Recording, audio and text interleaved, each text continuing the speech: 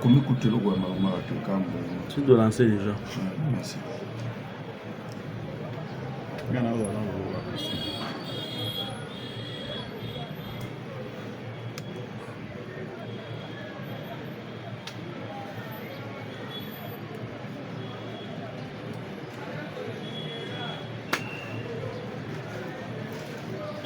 Semaine agitée pour le Rwanda. Paul Kagame en colère, très agité. Mission accomplie pour le ministre Floribert Antoulouni. États-Unis d'Amérique, France, Grande-Bretagne, Royaume-Uni viennent de prendre une décision importante. Nini ezali kolekana. Mbote na bino ba papa, mbote ba mama, mbote na bandeko ba Congolais nyonso de partout. Bino ba ebozali kolanda biso en ce moment. Na chaîne na bino, chaîne na biso. Bandeko ba Congolais, tozana esengo ya kobeta elongo na bino masolo o etali la République démocratique du Congo. Mboka na bino, mboka na biso ezalaka esengo mingi koya kobeta masolo pour que tokoma na koyeba mboka euti wapi, tozali wapi, pe tozokende wapi. Pona koyeba la situation ya mama Congo. Voilà pourquoi bandeko tomi pesa kapasi awa poto ya kobeta na bino masolo ya République démocratique du Congo. Qu'est-ce qui se passe bandeko ba Congolais? Tozo beta masolo. Toko beta li solo awa ya bamboka basalaka auto bengi groupe de contact international pour le pays des Grands Lacs. Groupe de contact international pour le pays des Grands Lacs. Basanganaki bazu ba décision. Je pense que bandeko Congolais bokoza la patient. Natangela bino document oyo le groupe de contact international bakomi na sujet au Italie l'est de la République démocratique du Congo. Alors tokobeta li solongo awa nakati ya émission. Tokobeta li susu li solo. Bandeko banga ba Congolais, il y a 15 jours d'agitation. 15 jours, il y a colère. Il y a M. Paul Kagame. Il y a eu des arrestations. Il y a eu des convocations. Il y a eu, bandeko ba Congolais, des limogeages. Nakacha armée. Il y a eu des interpellations. Il y a des autorités. Il y a AFC M23. Interpellé par Paul Kagame. Voilà pourquoi Tokobe tapé Masolo Nango Nakati ya émission. Okoyeba pourquoi M. Kagame est agité. Toko Solo Nango Nakati ya émission. Okoyeba les sources et agitation ya Paul Kagame. Tokobe tapé les solo ya stratégie ya président Tshisekedi. Bande Koba Congolais, Mokozamboka Otolobaka fin stratège. Awa toujours Sanabino, le président Tshisekedi a compliqué ma génion. Les États-Unis d'Amérique, l'Europe, l'Afrique, nos positions et dans le dossier Tali, le changement de la constitution. Trouble peut compliquer les choses. Mais awa tokobeta beaucoup plus le solo. Bokoyeba ni nezole kanana bayi opposant. Parce que boyebi tokobina jour J-1 ndenge ba décider que le 15 bakokende bande ko ba Congolais ultimatum oyo ba pesa ki na président Tshisekedi ya le 15 tozo solo la ngopé et le mona bino na kati ya émission na milite opposition baza wapi. Décision et outi kokweya. Kouta na présidence de la République envers les assemblées nationales na Sénat. Bazui décision. Décision bazui, ils allaient par rapport à la loi référendaire. Voilà pourquoi tous les gens appellent l'isolo nango. Pour boyeba décision ni bazui na présidence de la République parce que ça fait débat. Bamoussou ba koloba Tshisekedi a reculé. Mais on a tombé toute la question. Est-ce que Mukozamboka a reculé? Et tous les conseils ont intervention dans le commentaire. Comme la biso. Au moins, il y a une décision du président de la République. Ndege a joué la loi référendaire Oyo, Cour constitutionnelle, alors qui déjà est conforme à la Constitution. Mais Mukozamboka a ici dans l'Assemblée nationale ainsi que dans le Sénat. Mukozamboka doit-il faire marche en arrière ou bien Sengeli a avancé dans le projet de changement de la Constitution? Alors, bande de Congolais, tu aimé l'émission, tu commenté, tu partagé. Tu aimé l'émission, tu commenté, tu partagé. Et puis, ceux qui s'abonnent, abonnez-vous massivement. Vous allez décider. Pourquoi? Parce que tant que vous avez bande Kobalanda déjà bayebi. Ici, c'est le Congo ou rien. Au Koyoka, Makambo Congo, bande bandeli, Tisuka. Et puis, ce qu'on a dans l'obité, comme la mission va commenter. Donc, tu aimé l'émission, tu commenter, tu partager. Bandeko, tu as dit la mission accomplie. C'est là où nous allons commencer. Parce que, Tomoni Kemoussala, notre ministre, Anzoulouni, à Salaki, Floribert, et atteindre votre objectif. Qu'est-ce qui se passe, Bandeko Bakomone? Notre ministre, Floribert Anzoulouni, a tambolaki mukili mobimba sur recommandation ya ba américain. Sur recommandation ya États-Unis d'Amérique. Kagame avait réussi. Bandeko Bakongolais, toujours le baka Kagame, mais en vrai dit tokolo baboyi. Banguna nyonso mboka Congo, ba constataki que Paul Kagame est en difficulté. Et pour que Babimisa Kagame en cette difficulté, ils ont fait pression à Donald Trump. Pour ne pas Donald Trump boyer. Tu constates que yo osa contre Paul Kagame, mais tu ne fais pas pression na Félix Antoine Tshisekedi Tshilombo. Pourquoi? Parce que Félix Antoine Tshisekedi Tshilombo a kende na makambo musika te. Azali commettre en application l'accord de Washington te. Mais quand même, au petit déjà Rwanda, ça ce sont les amis de Paul Kagame, na niveau au bazaki kosa la mafia Mukili Mobimba. En tête la France. Parce que tout le monde est à Masolo.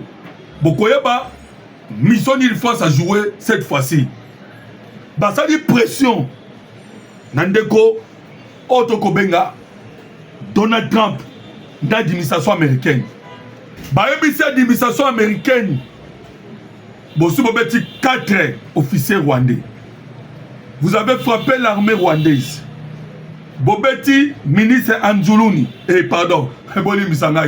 Bobeti James Kabarebe, proche, le cerveau moteur de Paul Kagame. Bobeti roi M23. Bobeti Makenga, Bobeti Nanga. Bobeti mouvement M23. Bobeti économie rwandaise. Mais tu sais que Bobeti était. Wana wa kolobanani, banguna ya Congo. Na tête na bango ba français. Alors bandeko ba Congolais. Balobi ndenge Bobeti batwana nyonso. Eke Bobeti République démocratique du Congo te. Bobeti République démocratique du Congo te. Vous ne voyez pas que ils allaient contre. Vous me dites que vous êtes contre. Botika Tshisekedi peut à mettre en application l'accord de Washington. Voilà pourquoi Boyokaki Bambeke Balobi, comme il en est ainsi, Tshisekedi peut en application l'accord de Washington. Bandeko ba Congolais. Et le président Tshisekedi a dit cette fois-ci Tokosa l'a dit d'une manière différente. Ndena ibisibino que mission accomplie. Na ministre Anjuluni. Bandeko ba Congolais, ministre Anjuluni a joué dossier Misatu. 3 objectifs. Yaliboso FDLR. Yamibale côté na basoda congolais. Na Goma, Yamisatu libération des prisonniers. Mais maman na likamboza FDLR. Pourquoi FDLR? Parce que l'Américain a commis déjà prêt à Kobeta. Mais tellement il y a eu des interventions, je vois des Congolais n'engagent pas les mbi. Oh non, Bakobeta wana mkoloni, Bakobeta wana mkoloni. Il y a eu des interventions. Il y a pas tout Kagame a kokabela minéré. Il y a eu des interventions. Voilà pourquoi balinga ki ba mona ba bonne foi la République démocratique du Congo. Mais président Ayebisi Bangoboui, Ayebisi ministre Anjulun, Sangisa ba FDLR. Tout suspect qui s'appelle FDLR na est la République démocratique du Congo. Ou toloba Rwandais ou tout. Nyonso kanga parce que pour na Kagame Rwandais ou tout de FDLR. Kanga bango tout. Et nous avons vu la bonne foi ba FDLR. Ba FDLR ba lobi te kokanga bisote. Bisomoko yeyo. Tozo misala désarmement, tozali commis démobilisé et puis bisomoko to commis cantonné. Tozo ngisi minduk, tozangani tokepe quelque part boya kozwa biso wana, bozongisa biso na Rwanda et pas na biso. Bande ko ba Congolais. C'était ça la décision, y a ba FDLR. Depuis l'okwe salami. C'est ça ce qui s'est passé. Alors, bah, FDLR va s'engagner bandeko ba Congolais. Ba meke ba lobi, ba komeli République démocratique du Congo Mukanda. Ba lobi RDC, tozo féliciter bino. Na ba acte ba uti kosala. Qu'est-ce que vous avez fait? Vous signez documents na ba FDLR qui sont prêts pour lâcher les armes. Vous tindi ba soda na Goma et puis vous libérez les prisonniers. Maintenant, Kagame position dans les années. Ça, c'est les États-Unis d'Amérique. Kagame, il y a une position dans eux. Kagame est ôté les 15. Les 15 et les qui. Ôté fin du mois. Ôté dans un qui va arrêter fin du mois. Fin du mois et les qui. Voilà tout ça qui est dans le mois de juillet. Bandi comme Congolais, Boyo Kalisolo. Tu commis mois de juillet, Sili. Mbalamoko. Ba multinational ba ye et pas Donald Trump ba eko intervenir les ressources pour na monsieur Paul Kagame boye ba kake ba multinational de ba kolo guerre ba multinational américain de ba kolo guerre déjà Obama tango yaki aluka kia kotsa Kagame na Silicon Valley capitale mondiale ya technologie place kindo kinyon surtout il y a ça mo evandi oboyo ki ba sa na biso ba IA et c'est le minerai congolais ba tout wana ba sangani ba bité Trump kobeta Kagame te. Je pense que vous êtes comme la semaine passée Bill Gates na Rwanda mokonza Union européenne ambassadeur na Rwanda boye comme na délégation ba congrès américain wapi na Rwanda ba ki kosani ba ki koyebisa que nous t'avons épargné mais attention vous êtes en danger des États d'Amérique ba américain ba kola na ba muki ba betio bande ko ba congolais na beta ki bino li solo ali bomundunda bombardier américain et si qu'il est pesongi. C'est comme ça que je suis Saka. Dernièrement, je suis en Nigeria. Le président Tinubu a été katate. Alors là, Mouki a été babetaki. Donc, il y a les multinationales, il y a partout, il y a Moukiri Mobimba, ont intervenu pour Paul Kagame. En fait, que Kagame a gagné encore moins d'un mois de temps.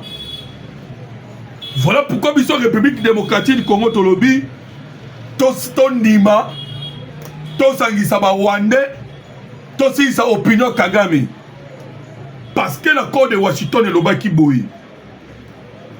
L'application de l'accord de Washington est ça que biso koto to démobiliser bango kuna ba bimisa ba soda na bango.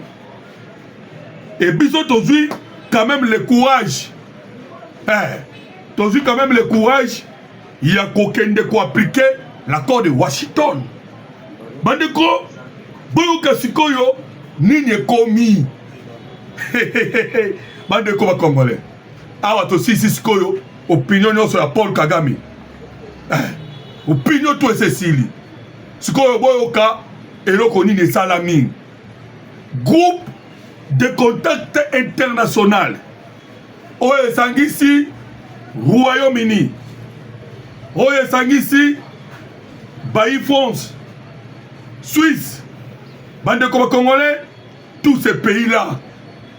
Lorsque Mamoni a accompli tout notre part dans l'accord de Washington, Bamoni Eric Prince directement Wapi na Kinshasa, Bamoni Bayi Burundi na Kinshasa, Bamoni préparatif. Pourquoi Eric Prince a lobaki Ngonge Koki pour le rétablissement de l'autorité de l'État sur toute l'étendue du territoire national. Bamoni Kengonge Koki, bande koba Congolais, boyoka, document natangela bino parce que les seigneurs du Congolais ne sont pas yeba, ozali kolekana, namboka. C'est ça notre objectif, de vous informer, boyeba en auguste, ni nezali kolekana, na République démocratique du Congo. Boyoka malobaya, groupe de contact, balobi boye. Boyoka. Et c'est par là, beaucoup comprennent que Nassima groupe de contact wana ezali naba mafia au bazana kati. Boyoka. Les États-Unis d'Amérique, la Belgique, le Canada, le Danemark, l'Union européenne, la France, l'Allemagne, le Pays-Bas, la Suède, la Suisse et le Royaume-Uni, en leur qualité de membres du groupe international de contact pour la région des Grands Lacs, présidé par la France. Bamboka wana tout présidé par la France. Boyoka publie la déclaration suivante concernant le protocole de désarmement, de démobilisation et de cantonnement signé entre les autorités congolaises et les forces démocratiques de libération du Rwanda, FOCA, FDLR. Je pense que vous avez kabande ko Congolais. Groupe de contact, basangani nazotanga déclaration na bango, basangani bazolo baskoyo déclaration par rapport à FDLR. Par rapport à FDLR.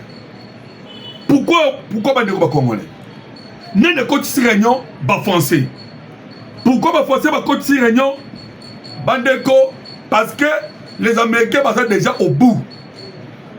Tous les calendriers bapesi Kagame azoko respecté. Ndomoni basangani et bandeko baona surtout basangani eza bandoki ya Congo. Bandoki ya Congo. Comme dans les États-Unis d'Amérique au batangi. Ti oye kosuka na mboka ya suka Suisse na Royaume-Uni. Nde ba responsable ya guerre na biso oyo. Maintenant malamu eza nini? O eza bien ezake tozo bundana ba ennemi otoyebi. Tozo bundana ba ennemi oyo toyebi. Eza sou akobata matin. Toyebisa ki bino que la guerre de l'Est ezali nini? Ce sont des capitales ya Libanda. Bango nde mutu bakolo guerre ya Est. Bakolo guerre ya Est. Ba capitale ya Libanda bandeko ba Congolais. Est-ce que groupe de contact na basolo banini? Groupe de contact Barobi Boy. Le groupe de contact international prend bonne note. Boyo kabandeko ba Congolais. Prend bonne note de l'annonce faite le 28 juillet par le gouvernement congolais de la République démocratique du Congo, selon laquelle une faction de FDLR a officiellement accepté et signé un protocole portant sur son désarmement. Déjà document Oyo, ndenge ba komi yango, une faction de FDLR. Pas de problème. Mais boyo kabandeko ba congolais. Balobi que une faction de FDLR va signer document pour que bango mokoba bima na Est République démocratique du Congo. Bango mokoba mi démobilisé, ndenge balobia signer un protocole portant sur son désarmement, sa démobilisation et son cantonnement. Alors, Bandeko, nous, notre problème est ça, Zanine. C'est ça que le dossier, il y a FDLR, déjà, essayer d'atteindre la communauté internationale. Notre ministre, Floribert Anzoulouni, Alingaki, et atteindre la communauté internationale parce que Baïla qui va foncer la lettre. Il y a des engagements, il y a des mobilisations, des armements, il y a la FDLR. Donc, même l'équipe Belgique. Pourquoi? Parce que les Français et les Belges vont combattre Eric Prince. Voilà pourquoi il faut que ça va que FDLR y est déjà. Parce que ne communique pas à Monisco. Et Eric Prince a se pointé déjà. Pour ton bêta,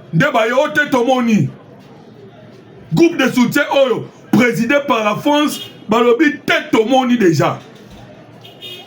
Tout le monde qui m'a mis que il y a eu des FDLR, groupe au Babenaka Foka, balobi déjà, bazoko s'est désarmé. Mais, Bassangisco, la République démocratique du Congo, demande. Boyoka demande. D'abord, groupe Wana, balobeli tous les 3 actions hommes sont au salaire. Il y a FDLR, libération des prisonniers, autopsie AFC, et puis Yasuka, groupe de soutien, va reconnaître nos 3 militaires. Va reconnaître. Mais parce que nous avons besoin de demander, nous vous exhortons, vous tous les partis, aux accords de Washington et au cadre de Doha, ainsi que les acteurs engagés dans les différents efforts de médiation, notamment ceux de l'Union africaine, à poursuivre les efforts en vue de mettre en œuvre les engagements pris. Rwanda ba le komisko pa Rwanda. Pour biso to sali ono se senga to sala. Le dossier est commis et pas ya Rwanda. Biso de to sali to accomplir notre mission complètement. Bande congolais. Boyoka bino moko déjà. Awa, France a fait l'intervention, mais RDC déjà accompli. Et l'on va dire pour ça. RDC accompli et l'on va dire pour ça. Pour ça, Congo est à la kini. Pour ça, Congo est à la kini. Tout ça, ça va opinion parce que nous avons besoin de l'accord, tout ça besoin de la paix. Ah, aussi, tous nos devoirs, tout ça là. Et comme Iskoyo, Natou, Yawanda. Mais en même temps, les Congolais, tu signer la paix, tu signer Nyoswana. Mais tu as récupéré Bamboka. Awa, Yoka Kolela, ya Laurence Kanouka. Baleli, Bandeko Congolais. Kanouka, Aleli. Bandeko. Vous savez quoi? Ma stratégie, mon Kozambo, c'est un dengue. Boyo kandenge ba me veto baleli. Koto yo tozo sa de crispation politique. Mais kuna ba wazale do bazo beta. Plusieurs localités récupérées. Boyo kabande ko ba Congolais. Avant d'attaquer le article, na lina boyo ka kolela ya Laurence Kanyuka. Parce que et ça la biso bien. Tango bango bazo lila.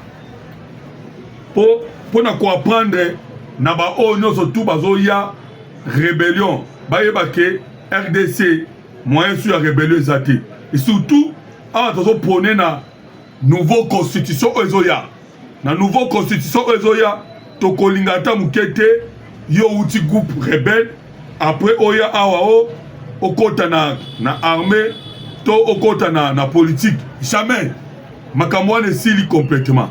Alors bandeko ba congolais boyoka sikoyo ndenge bayi Rwanda baleli boyoka mise à jour sur la guerre imposée par le régime de Kinshasa.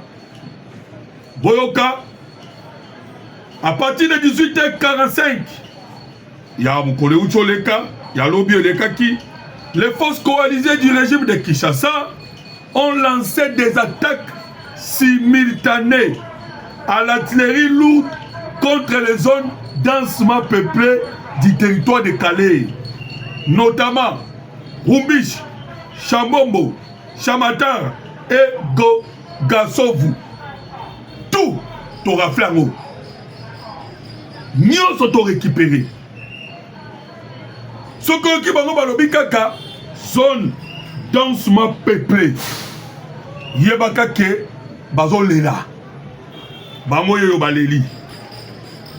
Baleli bandeko ba congolais.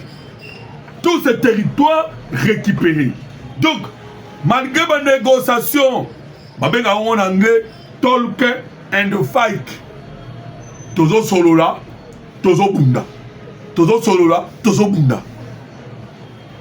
Voilà pourquoi toi, nous avons mis un titre 15 jours de colère, semaine d'agitation au Rwanda. Agitation na Rwanda. Kagame a convoqué sa matama. Père Kangié. Plusieurs arrestations na Rwanda. Makabozo marchete. Limosage paille. Alors, on a soda. Kakaï Kagame. Kokanga ba poche epai. Ake kokanga ba izine. Ya alcool. Kakaye. Agitation. Moutou ezali Kagame pasi. Maman Kagame komi bitambola tambola. Bandeko. Kagame nanu. Amona vraiment kutana challenger. Le quoi fatigué. Il a tellement. Ouais, parce que vous voyez que guerre auto bunda na Paul Kagame. Yango ndeto bunda te, yango Kagame bunda te na musée. Bitumba Kagame na musée et banda mandeko ba congolais le 2 août. Auto comment ko célébrer génocide congolais. Le 2 août 1998. Donc en 1998 ne guerre banda. To komika na 2001 babomi musée Bitumbe Sili. 3 ans. Mais on a déjà 5 ans. Et puisque guerre est au là, puisque Moukili Mobimba va comprendre que nous la guerre, c'est Paul Kagame. Et nous avons étudié toutes les méthodes de Paul Kagame. Pour étudier, nous avons compris que Paul Kagame a bien enseigné par les Américains dans un système, il y a talk and fight. Kotobo solola, kotobo bunda. Kotobo solola, kotobo bunda. Ndepeto la ndeka nzela wana. Bitumba li solo, bitumba li solo. Voilà pourquoi Wazalendo ont encore gagné du terrain. Bon kanatangi na bino. Laurence Kanouka molobela ba M23 lobi souboyi. Ah, ces bombardements ont causé plusieurs pertes en vie humaine et contrainte de nombreux civils à fuir leurs habitations, provocation ainsi de nouveaux déplacements forcés des populations. Voilà, au moins Aléli. Bandeko, ba trahira Kamboka te. Soko trahir Mboka et Talio. Alors, boyoka sikoyo, ndenge nini ba wazalendo ba bunda sikoyo. Parce que tout le terminal solo bandeko congolais, il y a eu des forces spéciales au République démocratique du Congo a outi ko recruter. En tout cas bandeko bana wana na bisibino ke bana wana baza somo. Bana oyo baye sikoyo bazali bana bongo baza nya kombo.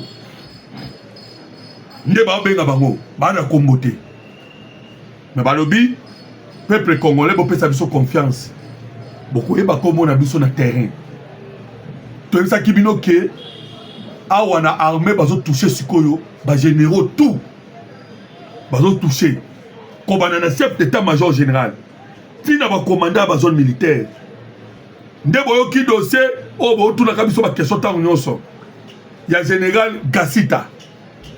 Rien n'est encore confirmé parce que bakongolais biso balobi toyoki déjà bazo nommé peut-être on ne sait pas encore mais na minute oyo confirmation moko ezate donc nous sommes à l'attente bande ko bakongolais donc en attendant tozozela tomona attente voilà nazali kobetamino solo ya bana oyo babengi bango komona bango ba zéro pardon bango na bateni na bango ya sika baobenga bango ba zéro pardon nayebi te so lumière ezopermettre bomona soki bomoni te mais au moins bokoya korejoindre biso na groupe WhatsApp na biso soki obenga na numéro na ngai na kopesa na suka émission tokoti so na groupe comme ça okomeli biso voilà donc bana bango yoyo babi komona bango eyebani te mais baza zéro pardon et bamibengi ba sans pitié boyoka bandeko bakongolais. Le Rwanda très content d'accueillir des migrants européens. Tozobeta masolo. Boyoka, Rwanda a commis à l'obike à un migrants européens. Je vous ai dit que Paul Kagame a ça la tournée en Europe. Kagame a dingami ba européen. A Kagame ba européen. Awa sikoyo, a quelque ça ba européen. Boti de la biso ba migrants. Accord oyo akendaki komeka na Grande-Bretagne kuna babenganaki ye babi awa te ndake kopropose yango na Union européenne. Boyoka document. Le Rwanda très content d'accueillir des migrants européens. Ceux qui critiquaient la République démocratique du Congo hier sont aujourd'hui les premiers à célébrer leur partenariat avec l'Union européenne. Quel retournement de situation! L'incohérence comme outil de la politique rwandaise. Pendant longtemps, le Rwanda vivement critiqué la République démocratique du Congo sur les questions migratoires et humanitaires, multipliant les accusations et se présentant comme un modèle de bonne gouvernance et de respect des normes internationales. Or, aujourd'hui, Kigali accepte de collaborer avec l'Europe dans la mise en place de retour destiné à accueillir des migrants renvoyés depuis le territoire européen. Cette situation révèle une contradiction majeure. Le Rwanda critique les autres lorsqu'ils sont confrontés à des questions migratoires, mais accepte lui-même de devenir un maillon de la politique européenne d'externalisation des migrants. Voilà. Double standard. Bande comme Congolais. Boyoka sikoyo. Le Rwanda cherche depuis longtemps à se présenter comme un partenaire privilégié de l'Occident. À quelqu'un qu'on proposait États d'Amérique, à ce qu'on proposait Europe. Donc, Rwanda zo Lukakaka azala partenaire, il y a Occident peu privilégié. Pour aye baka, n'enya copier na Est République démocratique du Congo. Bande comme Congolais. Boyoka article. Mais cette coopération coopération avec l'Occident soulève une question simple. Les principes défendus par Kigali sont-ils réellement universels ou varient-ils en fonction des intérêts diplomatiques? Lorsque le Rwanda critique la République démocratique du Congo, il invoque régulièrement la gouvernance, la sécurité, les droits humains. Mais lorsque Kigali accepte de devenir un partenaire de l'Europe dans la gestion des migrants, ces mêmes principes semblent passer au second plan. Bande koba Congolais, Américain babimisa ki ba vérité, Américain babimisa ki ba révélation, baloba ki boye, Rwanda azo bima loko partenaire, y a Américain, y a Européen, y a Occident. L'objectif est zanin. A cause là, en anglais, le soft power. Soft power est zanin. Soft power est ali qu'on influencer ba grand. Une puissance qui influence. Na sima ko yamba ba migrants européens. Pour la partenaire ba betaka masolo, ya piaka bobakana est. Voilà l'objectif ya Rwanda. Et bango pe ba d'accord nango dans l'objectif ba ndenganya copier minerai, mais tant il change. Tant il change bandeko ba congolais. Ndeko moko bengi alobia bino bozakaka Rwanda, Rwanda, tongo midi pourquoi Rwanda, Rwanda, Kagame, Kagame. Ah, 30 ans de guerre. Vous imaginez Mongozo Kena Manduki, Mongozo Kena Bitumba. Ce domaine de Tchango a développement. Tonga Tozarawapi. Tomoni 7 ans à Tshisekedi. Talabanzela Nyoso Bandeko Congolais. Pour ceux qui vivent à l'intérieur de la République démocratique du Congo, je vous dis que Tongi Banzela partout.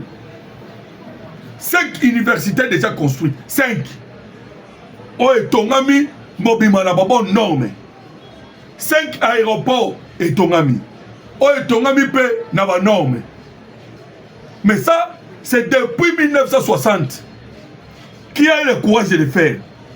Tout Tonga, le port en eau profonde de banana. Bande Koba Congolais. Lorsque nous parlons du Rwanda, tout le Rwanda pas battu parce que le Rwanda a un objectif de freiner le développement en République démocratique du Congo. Tout le monde, même notre armée, avant Bango, des Alaki. Bande Koba Congolais. Bon, Kaskoyo, semaine d'agitation à Paul Kagame. Kagame a quelques interventions.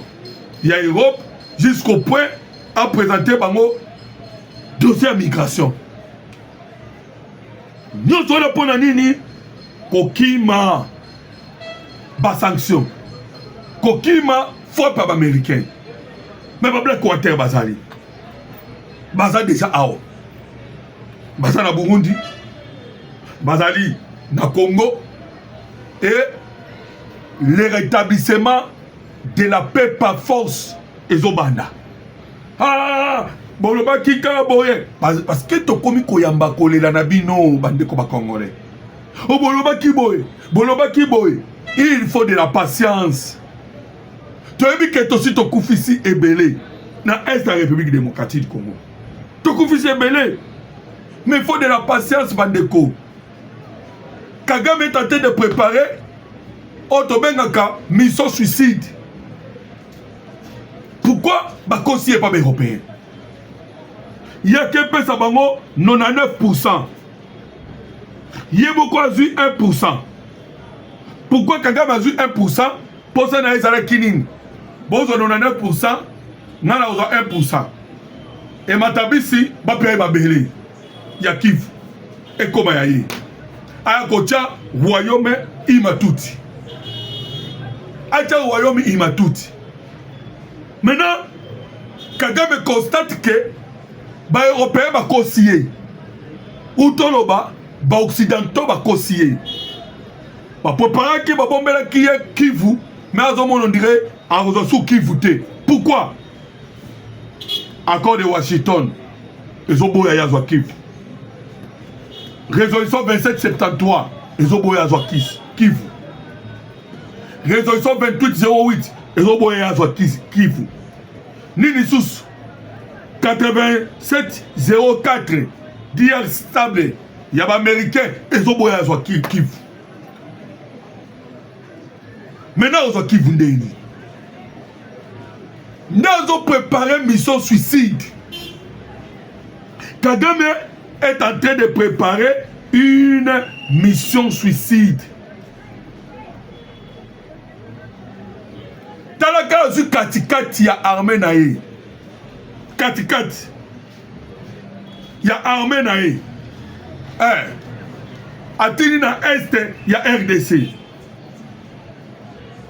Pourquoi Kagame est en train de préparer une mission suicide? C'est-à-dire Tokufaka Bissonyons. Pour nous, nous perdant. Kagame Bibi perdant. Voilà pourquoi il est en train de momoni ba gérer. Bazo gérer Paul Kagame. fin de tous les 30 ans, nakotinda minéraux pas américain. Nakotinda minéraux pas européen, nakotinda minéraux na Occident. Lui il attendait Kivu. Mais possibilité aux Kivu ezate. Moyen à Kivu ezate. Bande comme Congolais. Somo mingi, to aimé misoto komate, to za la patient. Guerre déjà tolongi. Parce que pourquoi tolongi? Ba mindele ba tout va comprendre que les militaires rwandais ba na sol congolais. De la guerre ba congolais te. Et la guerre ya Congo na Rwanda. Voilà pourquoi ba meke ba zo lukande nini ba assurer sécurité ya Rwanda. Bon ba yebisa Kagame bima. L'objectif de Nicolas Tcheke na Rwanda ya wana. Nicolas Tcheke na Rwanda, objectif na Rwanda. Qu'on ba information sur tout ce qui peut être les sécurités du Rwanda. Et à Websa Rwanda, à Websa Kagame, te, awa siko, kimia yango, bima. Bima. Ah, ils ont oumela. Mais ça fait 30 ans qu'on a pas congolais. Donc, awa tozo sabino que to commis déjà dans souka ya ke entre la République démocratique du Congo. Bandeko, bon cadeau ça TikTok. TikTok est menacé. TikTok est menacé. Pourquoi TikTok est menacé? Dans la République démocratique du Congo. Parce que Zamboka va kata TikTok. Oui, pourquoi va kata TikTok? Va constater que va bêtise les qui. Ndeni ba influenceur oyo. Pilo comment on peut baloba kisate. 4 heures du temps. Pendant qu'on a surpris 0 heure 20 000 personnes en ligne. Bah on a des bêtises. Et à part ça, il y a des communicateurs moussoussou. Bah vandika pona kofinga ba kozamboka. Ndeboyoki bakata Twitter mais Patrick Mouyaya a rebondir dans ndege moussoussou. Boyoka quand même raisonnement, il y a Patrick Mouyaya. Voilà ce qui est une approche intelligente de Patrick Mouyaya sur TikTok. Une grande partie des utilisateurs interviennent à visage découvert. Ils sont donc identifiables. Plutôt que de céder à la facilité d'une fermeture générale, mesure dont l'efficacité serait de toute façon largement compromise par le VPN.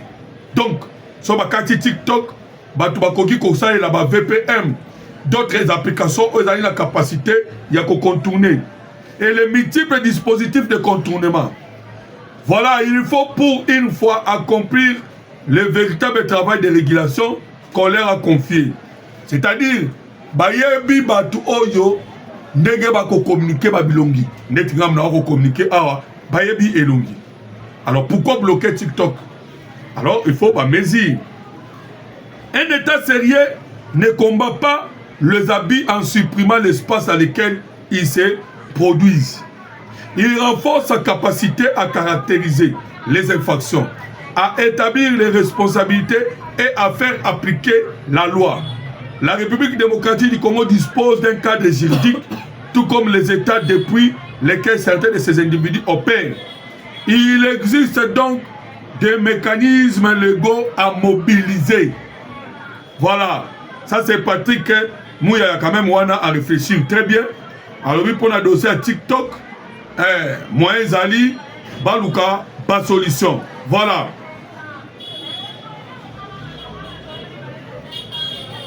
Augustin Kabouya, Moukonza IDPS, alobi boy bande koboyo kapé parce que Augustin Kabouya alobi sur proposition parce que vous savez que dès que ça non est de l'émission, il y a une loi. La loi référendaire est communiquée par le président. À ce qu'on a cour constitutionnel. Cour constitutionnel a traité à l'objet recevable, mais avec réserve, il y a quelques articles, 4 et autres. Et comme par le président lobby, bon, ça va. Le cour constitutionnel lobby est sous réserve. Il y a quelques lois. Le président Zongo a ici dans l'Assemblée nationale, paix dans le Sénat, va étudier. Mbalamo ko ba yo opposant ba lobby ah to gagner. Tshisekedi azongisima. Des réponses, il y a Augustin Kabouya. Bon, la réponse à Augustin Kabouya. Augustin Kabouya lobby. Proposition de la loi sur le référendum en République démocratique du Congo. La Cour constitutionnelle a déjà tranché son arrêt et sans recours. Nous attendons du président Félix Tshisekedi qu'il exécute conformément à la Constitution. Restons calmes mais mobilisés. A déclaré le député national de l'UDPS Tshisekedi, Daniel Asselo, jeudi 13 août lors de la matinée politique présidée par le président AI de l'UDPS, Bar Tshisekedi, Augustin Kabouya. Voilà. Maintenant, mingi na bino bandeko ba congolais, pourquoi?